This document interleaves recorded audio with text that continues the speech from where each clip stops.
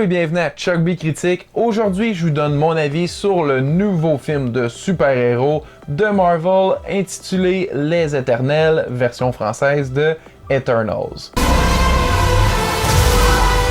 You can't protect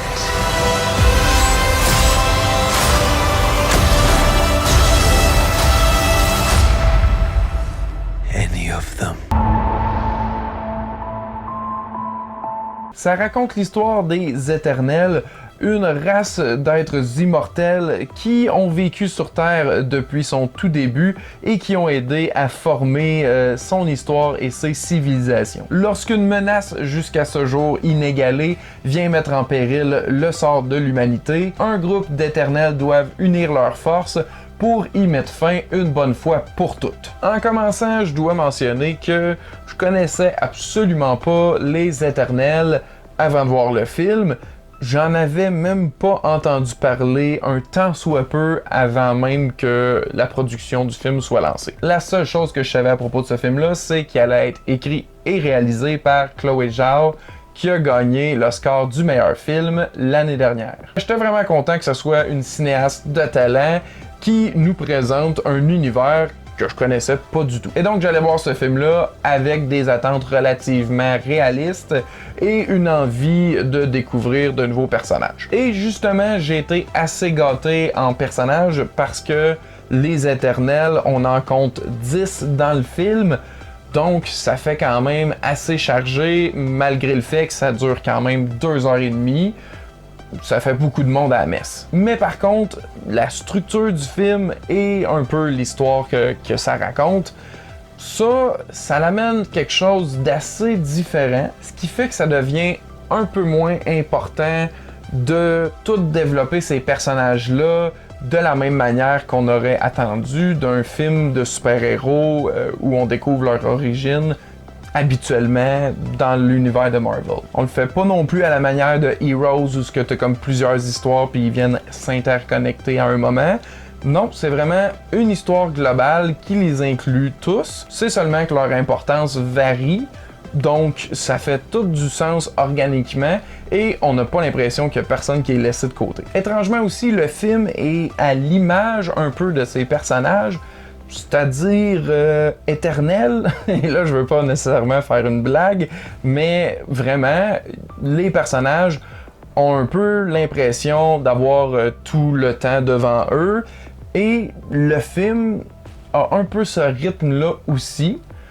On est très dans le contemplatif. On a de longs plans et de longs moments tranquilles, vraiment pas précipités, simplement naturel. Il n'y a jamais un moment où j'ai senti qu'un personnage était pas réel ou plus grand que nature. Ça me semblait tous de vraies personnes, simplement éternelles. Et donc ça fait que moi, je me suis attaché quand même à certains de ces personnages-là et surtout aux drames shakespeariens qui vivent. Il y a bien sûr quelques éléments d'usage de Marvel, dont des petites blagues qui, à mon avis, convenaient pas nécessairement à tous les moments où il y en a eu, parce que des fois on peut en avoir juste du dramatique, il n'y a pas besoin de mettre une blague. Et aussi avec les scènes d'action plus classiques, mais même là, visuellement, j'ai vraiment apprécié les armes que les Éternels utilisaient.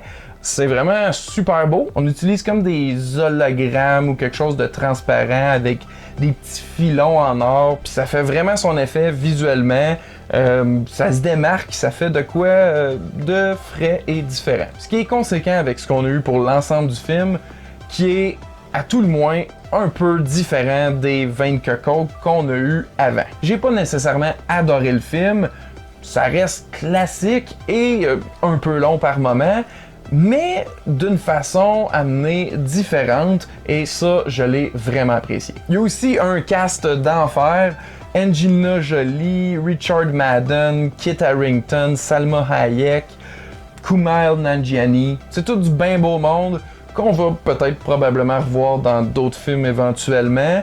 Dans celui-ci, je trouve qu'ils ont donné une performance...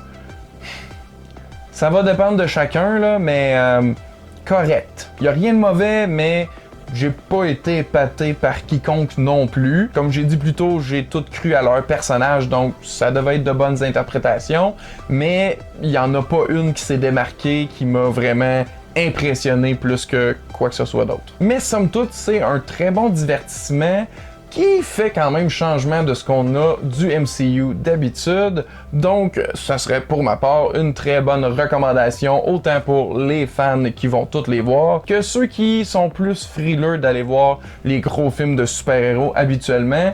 Celui-ci va peut-être vous donner quelque chose de différent que vous allez apprécier. En tout cas, pour ma part, c'est ce que j'ai eu, mais j'aimerais ça savoir, vous, qu'est-ce que vous en avez pensé? Dites-moi ça dans les commentaires ci-dessous. Donc, sur ce, je vous dis un gros merci et à la prochaine!